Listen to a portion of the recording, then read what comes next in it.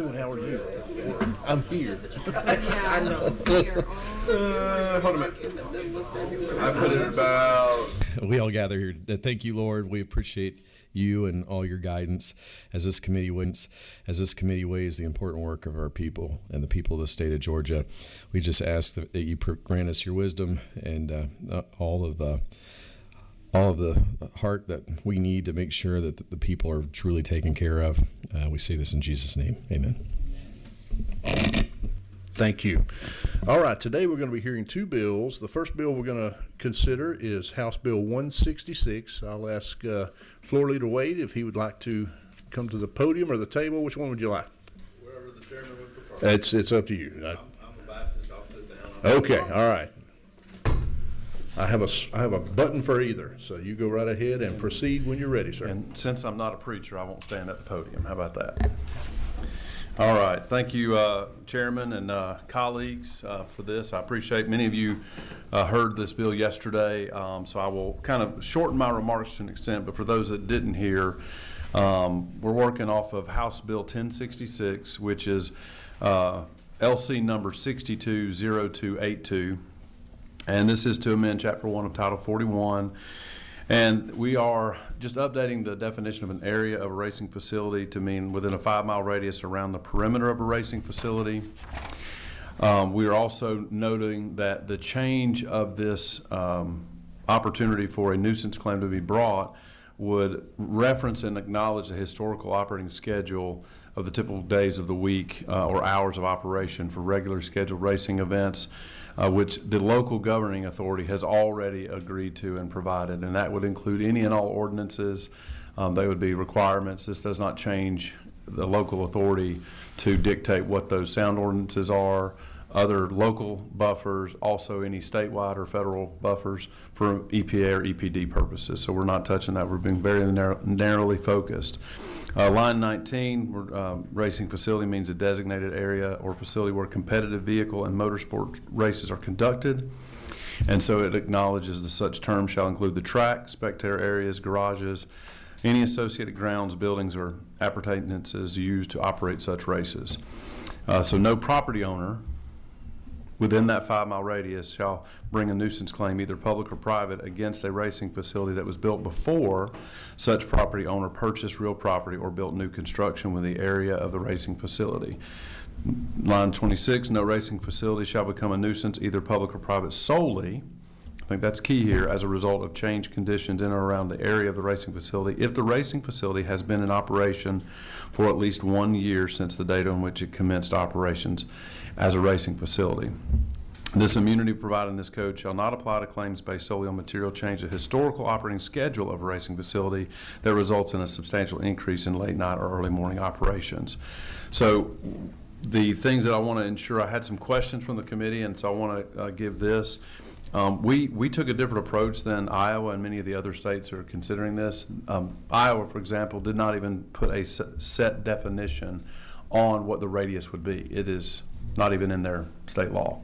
So I felt like for Georgia, we're not going to do things the same way another state does. So I felt like after talking with many folks, depending on the size and type of track, that a 5-mile radius would be, as a Rotarian, and in my view, many members may not agree with this, but is fair to all concerned and meeting the meat of what I'm trying to help resolve, which are nuisance claims based on the fact that somebody has moved new into town, and whether they did or did not realize they bought within a 5-mile radius of a racing facility, that they are just using the fact that there's loud noises to file a claim when that racing facility is obviously already in compliance with all local, state, and any federal regulations other than that.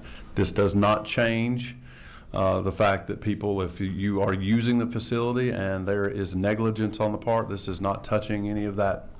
This is only about the sound and claiming that there's a nuisance because of the existence of something that is there before that next property owner. And with that, I'm happy to answer any questions. And I did bring a couple of folks here that are just, if there's a specific question that I need assistance in answering. There was also one member of the committee, I respect them greatly, they had concerns about the constitutionality of that 5-mile radius and that Mr. Morelli's here. He can attest to this and give the exact language. I shared it with the chairman because it was as we were getting ready for this meeting. But there is no prohibition on the legislature defining radiuses or barriers or buffers, and that is very much protected by our Constitution and would not be open for challenge. Now, somebody might disagree with it, and that's a policy change. Also, to the folks that are concerned with, what if, this person comes into, let's say they buy a house 5 miles right there at the borderline of this radius, and they didn't realize it. And only certain times of the year they can hear the sound, they don't like it. Nothing in this legislation would prohibit that property owner their First Amendment right to go and speak to their local elected officials and petition to have those sound ordinances changed based on the changing conditions of a community over a long-term period, right? That's their free right, just like this property owner that's already been here. That business pays property taxes, this new homeowner, hopefully we can get rid of their property taxes on their home. But if they also want to petition their county commissioner, city council to make changes to that sound ordinance to increase maybe the decibel or times, they can continue to do that, and that can be handled on a case-by-case situation. This just removes one very annoying process when people, I think, are doing it for not really the reasons that they do. They're using that as a way to try to gain access to just make a complaint that they don't like the sound, and they knew it when they were buying the property and they wanted to fight it. So they can fight that in a different way, not through a nuisance claim. And with that, I'm happy to answer any questions. Okay, I'll recognize Representative Roberts. Thank you, Mr. Chair. Do you know how many racetracks, based on your definition, there are in Georgia? I've been given a number of 41 to 44. Oh, it's more than I thought. Okay, so I Does it also- made a map of 30 of them Okay. today. And like I wanted to do a little math on it because 5 mile radius is Understand. pretty, so that's 78.5 square miles. That's 50,000 acres per racetrack. So we're going to, on my 30, it was 1.5 million acres. We are going to impact any property within that in the state of Georgia. We're limiting their access to the courts on a nuisance claim.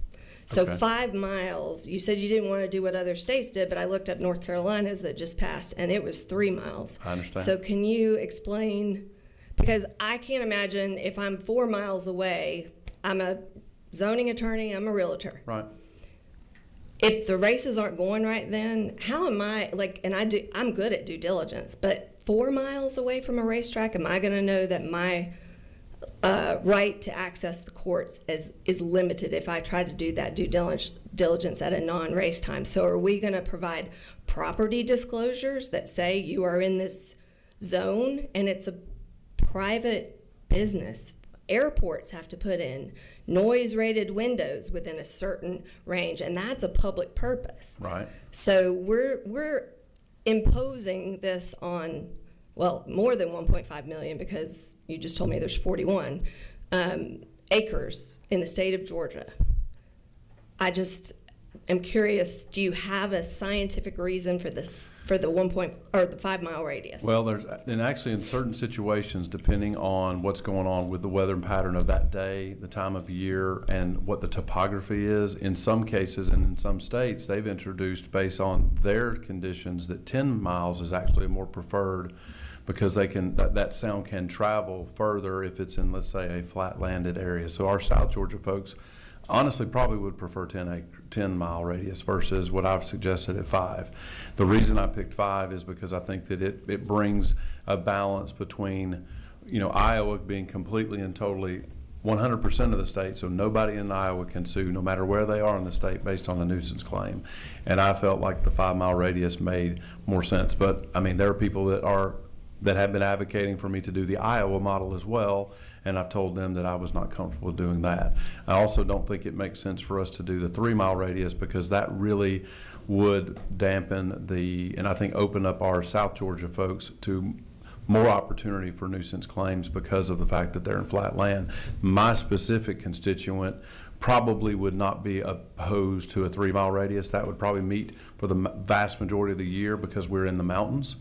But I think for the South Georgia folks, I didn't want us to have a statute that said, all right, below the gnat line it's 10 miles and above the gnat line it's 5, and in the mountains it's 3. Like, I don't think we need to have different differing at this point unless there is a scientific reason to prove that we're really hurting people. Again, I want to make this point to your fair concern. If there are people that have bought property after the fact, knowingly or not knowingly, that there's a racetrack, and they, through whatever atmospheric changes or certain seasons of the year or weather patterns, don't like the noise, nothing prohibits them from going to their local county and letting that county decide, hey, you know what, this racetrack, we like it, we're going to go to the owner and we need them to increase their decibel detection, and we want to raise that local limit from whatever decibel, maybe increase it by 20% or 30%, whatever that needs to be. Nothing in this prohibits realtor associations, homeowner associations, any groups to assemble and petition their local government to make that change. And that's why I think that this 5-mile radius will work for the vast majority of people and will not be an impairment for individuals. Can I ask one more question? Yes. Thank you. Sorry, yes. So do racetracks have to put up any sort of sound barriers around them? And so again, wouldn't that mitigate needing a 5-mile radius? Because Georgia DOT has to put up sound barriers for decibel levels, and it seems like this is, Yes. again, a private company. So we do have some folks here that are from Echo Park, and they have decibel detections that they're required to do based on their local ordinance to conduct business. The gentleman that was here yesterday, they also have those same detections, and they were by our local ordinance required to put, because he built condos, that structure became a way to help reduce the amount of noise that would travel specifically in a downward pattern. Down the holler, I think is how I described it the other day, yet those nuisance claims are still happening even though he's met all of those local ordinances. And it's questionable as to actually, can those people really hear and complain? They just wanted to be a burr in the saddle of that local business because they just decided that they didn't like the racetrack being that close to their home after the fact that they bought it. Well, but in common law, there's a factor that courts consider that you can't move to a nuisance, but 4 miles away, to me, I wouldn't necessarily know I was moving to a nuisance, so I would want some notice of that because I think it could impact property values. I can tell you the impact of property values in my direct district as it relates to this specific project has only seen all property values rise, both residential, agriculture. Every piece of parcel that is in proximity of this has risen in value over the last 10 years, especially over the last 5 years. Some of that has nothing to do with the racetrack, but it's not impeded property values. And I would like to say it this way. I've got a daughter and a son. And my son and daughter at that age of 12 and almost 10, they don't agree on a lot of things. And my son has finally realized he cannot debate his older sister. And I will only On racing? I will only on what's that? On racing, or what? No, it They doesn't just matter. can't debate. Oh, okay. He cannot win an argument with his sister. Okay. So he has learned this very valuable tool that I think most men that have a decent sense would learn from, and that is, okay, we're just going to have to agree to disagree. That is what he tells my daughter all the time, and I'm going to tell you, I just disagree. I think 5 miles is a very fair and conscious way to address this issue. But I respect your decision to disagree with that. Well, you're drawing distinctions between local governments creating regulations, but then you're wanting to put a statewide immunity ban on a 5-mile radius on over 2 million acres in the state of Georgia. Yes, So ma'am. Okay.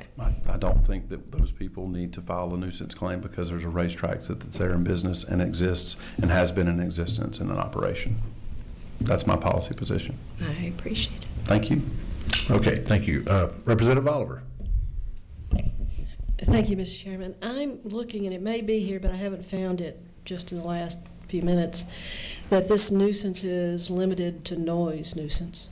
Well, that is the nuisance claim that we have been facing and dealing with. I can talk to the Legislative Council. I think I would feel more comfortable with him specifically answering that question. Okay. That's how the nuisance claims have been filed. I don't think that this statute, though, is limited to noise nuisance. And so I'm asking myself if one of the 44 racetracks wanted to put a strip club there, that's another form of nuisance. And I'm trying to think of other nuisances that are kind of common area, neighborhood aggravation.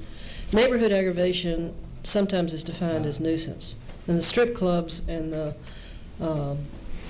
has it been a common kind of way that prosecutors or whatever have done it? I don't know of any of the racetracks and the businesses in Echo I'm Park not that saying there would be is. doing What that. I'm saying is, it's your intent, yes or no, is it your intent to limit the nuisance to a noise violation? It is my intent to limit any nuisance claim that is predominantly noise claims. I can't contemplate and don't know enough to know every potential nuisance that someone might attempt to do, but I think that my intent would be any and all nuisance claims in relationship to a specific racetrack as we've defined. And with that, I would like for Stuart, if he could provide any guidance on, there's attorneys in here that may have an idea of other types of nuisance claims specific. I could even bring up the person that's been working about across the country on this issue, if they can provide any other types of nuisance claims that have been brought. But Your bill is a preemption bill, if I'm understanding it. What your bill is a preemption bill. Are you telling Dawsonville that they cannot set any other noise limits within 5 miles? this does not change they could go in tomorrow if this becomes law. The city of Dawsonville, which is the governing entity over this entity, could say, you know what, Mr. Porter, we love you, but we've got these 3 other projects that we want to bring into the community. In order to make that work, we need to pass this new ordinance. And they can pass an ordinance and they can say, hey, we need you to reduce your decibel by 30%. So it's not a preemption bill. So it does not prevent them from doing it. That's it. Thank you. Yeah, thank you. Okay, Do we want to Sorry. do you have anything to comment on anything other than noise nuisance? I don't know of many. Specific to noise, or does it include all forms? I'd like to.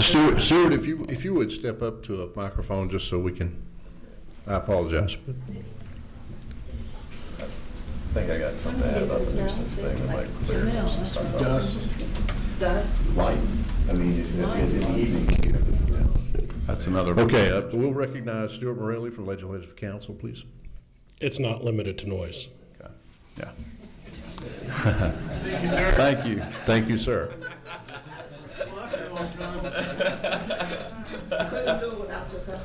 I'm gonna, hold on one second.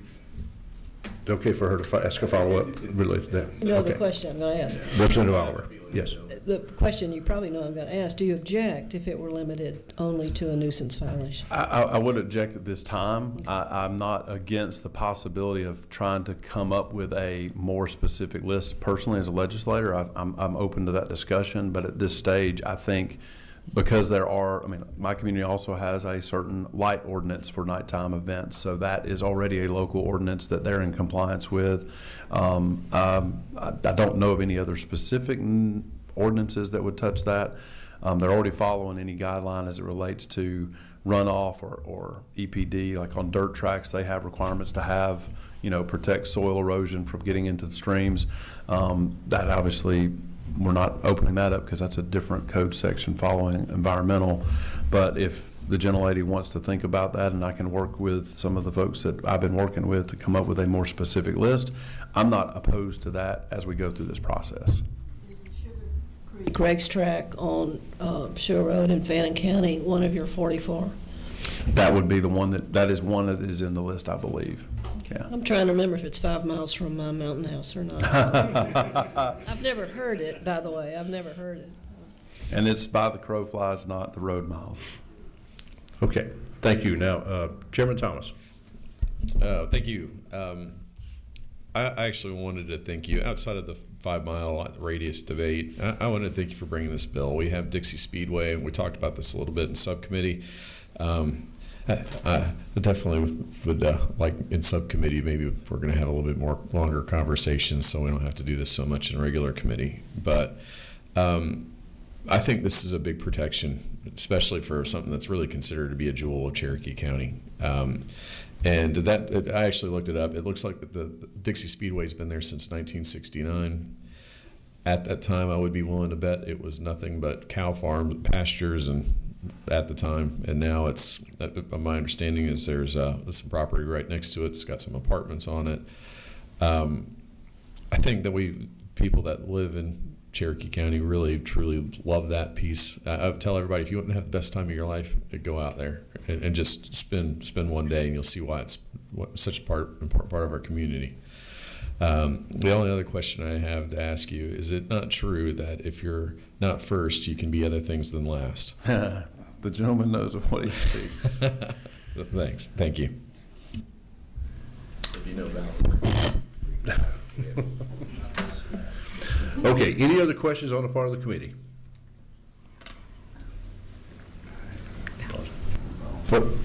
Chairman Powell. Thank you, Mr. Chairman. I appreciate the bill that you're bringing forth, and it sort of bears to me. I've got racetracks up in my district. Yes, sir. But it brings to me to bear when we're talking about nuisance suits and such. You know, I'm in a growing part of the country. People want to come up and they want to be on the lake. And I have a concern that if a business is an established business, or if it's an agricultural process, people move in and all of a sudden they're offended. And that's the concern I have, because I hear it time and time again from folks who come up into Hart County, they buy a piece of property on the lake, and then all of a sudden when they're going that 8-10 mile stretch from town to the lake house, they'll call and they say, "This smell. We smell chicken manure," or "We smell whatever spread on the pastures and all. Can't there be something done?" It's offensive. But you know, they come up and they locate, and it was there before. And the historical perspective is people that are doing business that's been there before, they have a right to continue their business. Because in this particular case, it's a tourism value and entertainment value. And that's one of the reasons I think we need to think about that. At some point, when people are locating, they need to know what they're getting into. If there's a racetrack within 5 miles, racing is a very specific enterprise. There's noise, there's lights if they're running at night. So, you know, that comes with the turf. And people, that's the buyer needs to beware.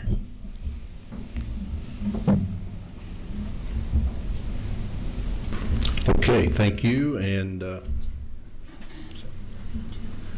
Representative Sanchez. Thank you so much. I know we talked about this in subcommittee, so I appreciate it. But just a quick question. Never mind. I just answered my question because I see it right here. The Hartwell Motor Speedway, I was going to ask if that was included in this bill, but I see it on the list here. That's where my wife's parents live, around there, so they unfortunately have issues with that as well. So it's something that I'm concerned about personally, but I answered my own question. I think it's important to also note that at the end of the day, we are elected by people, not by corporations. So I think it's important to remember that. Thank you. Well, and I want to at least comment on that one piece. The individual that came here, many of you that are on the subcommittee heard his story. He is employing people that honestly other businesses have not been willing to employ. He is a big believer in second chances. Maybe that's part of the racing mentality. You don't win the first race, you race again and you go for it. But I would say that the people that are in my district that have the ability to provide for their families and all of the ancillary companies that feed into this industry, it is an economic balance that we're trying to do. And I'm with Chairman Powell, where I think that we need to have conversations in this state about other types of property that could be protected and shielded from nuisance claims. Maybe that's the start of a longer conversation, but I appreciate it and appreciate your favorable consideration. Okay, thank you. We got just a few more questions here. Chairman Lumsden. You had mentioned earlier that if the local ordinances were to be changed, and my question is, if you change the local ordinances, will the existing track be grandfathered?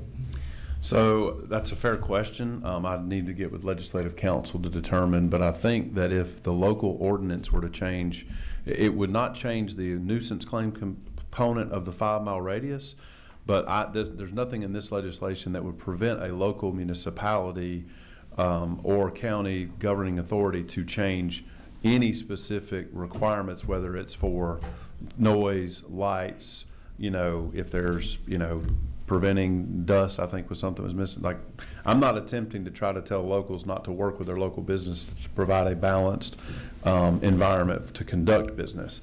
I might disagree with their decision to do so, but this would not change it.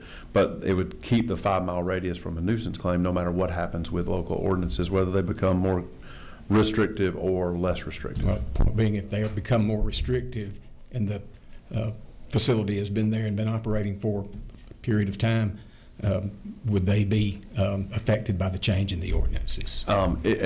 This bill would not prevent, Stuart, if you can just verify, that would not prevent any local jurisdiction from changing local ordinances that could potentially impact how the racetrack conducts itself.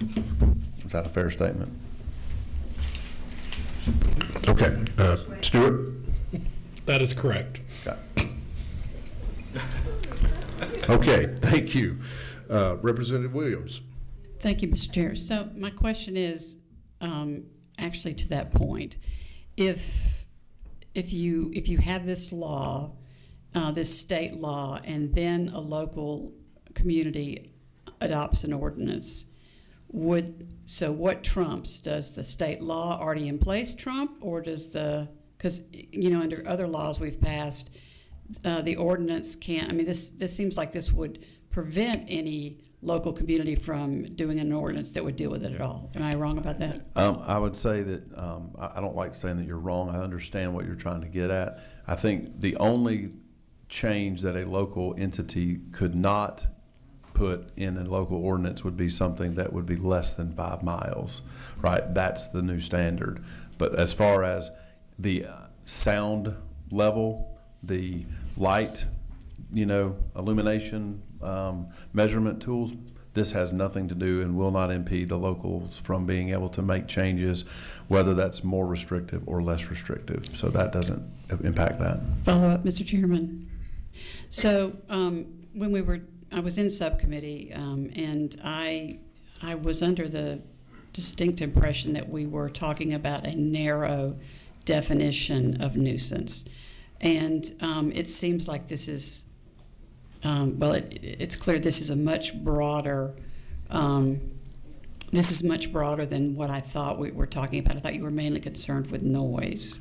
So I'm just a little bit uncomfortable given, and you said a few minutes ago that you didn't mind amending the bill, but you don't want to do it now. If you don't mind amending it, why can't we just do it now in committee? Well, I'm not the only signer on this legislation, and I've worked with my colleagues as well as the folks that some of them are in the room, some of them are not in the room, and I want to have a deep dive to understand more specificity as to what's the potential ecosystem of what nuisances can be brought in court that would touch this industry that I'm trying to provide this immunity for. So that's the reason I'm not comfortable amending it. Me as an individual, I'm always willing to have conversations and listen to ideas.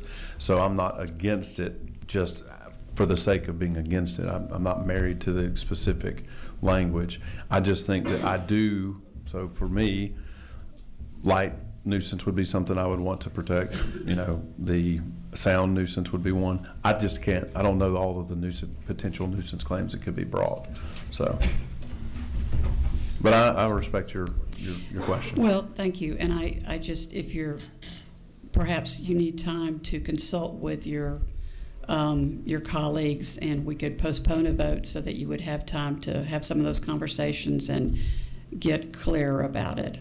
I appreciate the question. To Chairman, I would only say that I would like to have at least a vote on what we have today, and then if there is a need and a willingness to make any additional changes, that I would work with the chairman and the folks on Rules Committee to make any adjustments at that time. We've got lots of stages that I guess if we make the sausage, that would be my request, Mr. Chairman, if that's amenable to you. Obviously, it's your committee. I will. At the pleasure of the chairman. Okay, we will work with the movement of the committee. Right now, I recognize we got 2 more questions, and then we'll proceed from there with the will of the committee. Chairman Thomas. Yeah, I just want to make one quick comment about corporations and that corporate. We vote for people Well, yeah, there's something. Dixie Speedway is a family-owned business. Their family had put their livelihood in building that business. And long before a lot of, even myself, we even lived in Cherokee County. So they're voters too.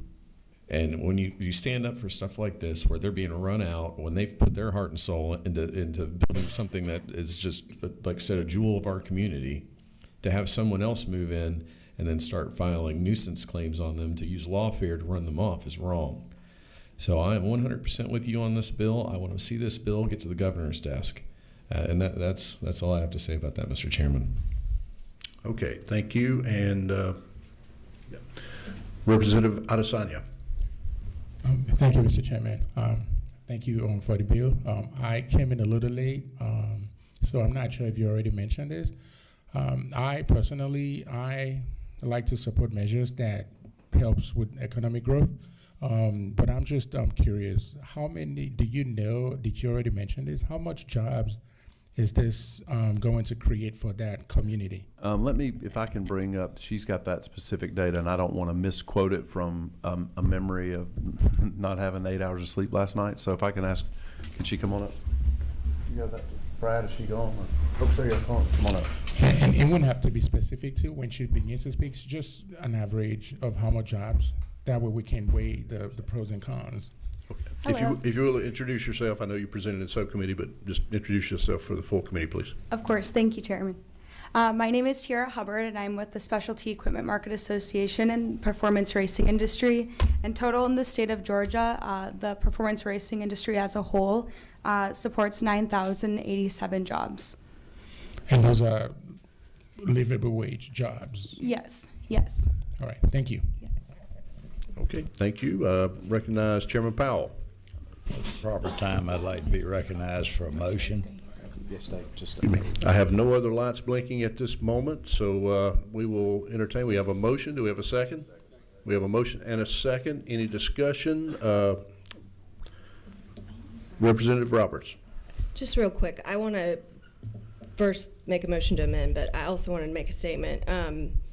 I am not by any means saying that someone should get to move to a nuisance. I'm a zoning lawyer. I understand that. It's in common law. We learn it in law school that is, my issue is that we're giving a blanket immunity for a very large amount of land, and I don't think that's a good precedent to set. I also wonder about those growing counties that are building homes, whether that's going to be impacted. I know probably not in the mountains. You've already probably been fairly built out around it. I don't know, but it could increase construction costs to put in windows that even if you're moving to it, like you're going to want some extra protection. So I'm just trying to anticipate the things that may come up and the additional costs on other industries that could come up. But never did I say it was okay that you move to an obvious nuisance and complain about it. So I just want to be clear with that. Sure. Yeah. And then I would like to make a motion to amend, huh? I knew that to be the case. Oh, okay. Well, I just want to make sure everyone knew I wasn't, yeah, that was my issue. Okay, please state your motion. Okay. I would like to amend, where's the, I guess line 23, no property owner shall bring a nuisance claim for noise. Let's see if there's another spot where that needs to go in there. I guess line 26, no racing facility shall become a nuisance for noise. And then on line 14, I would like to change it from 5 to 3 mile radius.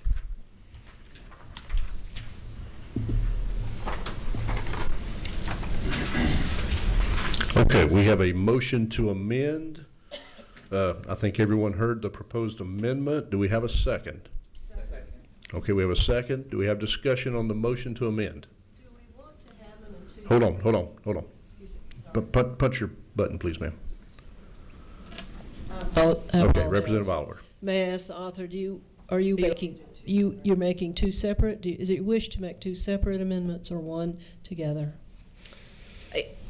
That's probably a better idea. Let's take them separately, the noise, 2 sections. Oh, okay, let's do this. So the author wishes to rescind the motion. I'll rescind the motion. I'll restate my motion. Okay, you are recognized to restate your motion. Thank you so much. I would like to make a motion to amend line 14 to change it from 5-mile radius to 3-mile radius. Okay, okay, we have a motion to change 5 to 3 on line 14 and a second. Any discussion? Okay, seeing none, is all in favor of the motion, say aye. Aye. Any opposed? Well, okay, no, there's one motion on the table at this time. There's one motion on the table, to 3 to 5 mile, okay? Just to clarify that, and what's that? I'm sorry, 5 to 3, yes. Please restate your motion for the record. For the record, I would like to change line 14 to read means a 3-mile radius around the perimeter of a racing facility. So the motion is to strike 5 and replace with 3. Correct. Okay, so that is the motion. It has been seconded. We were taking a vote. I'm going to nullify that vote. We're going to, any other additional comments or questions? I will defer to the author of the bill. Would you consider this a friendly motion? At this time, I would not consider it a friendly motion. During my testimony, I did indicate, I think honestly, this would be more negatively received with the folks that are in South Georgia and Middle Georgia because of the topography difference. So I think 5 miles is preferred by the author. So that's just my personal request. Okay, thank you. We have the motion on the table that has been seconded, and any other comments, questions? All right, all in favor of the motion to change 5 to 3 on line 14, say aye. Aye. All opposed? No. Okay, in the opinion of the chair, the noes have it. Do you have a second motion? I do have a second motion. All right, I would like to change on line 23, no property owner shall bring a nuisance claim for noise to be inserted after claim. And then on line 26, insert after nuisance for noise. Okay. And that is the motion for the amendment. Correct. Is there a second? Second. We have a motion and a second. Any discussion? All in favor of this amendment, say aye. Aye. All opposed, no? No. The opinion of the chair knows when. So we'll move on to the... Can we get a hand count on that? Sure. We can take a hand count. Okay. All who are in favor of this amendment, raise your right hand.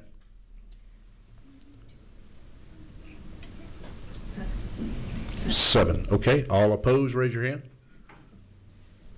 1, 2, 3, 4, 5, 6, 7, 8, 9. Okay. Motion fails. Now we are back to the original motion on the bill as presented. Any further discussion? Seeing none, all in favor of the bill say aye. Aye. Any opposed? No. Say no. Okay. In the opinion of the chair, the ayes have it. All right. Thank you, sir. Thank you. Get a Rules Committee form to me. I will. We'll get it taken care of. Yes, sir. Thank you.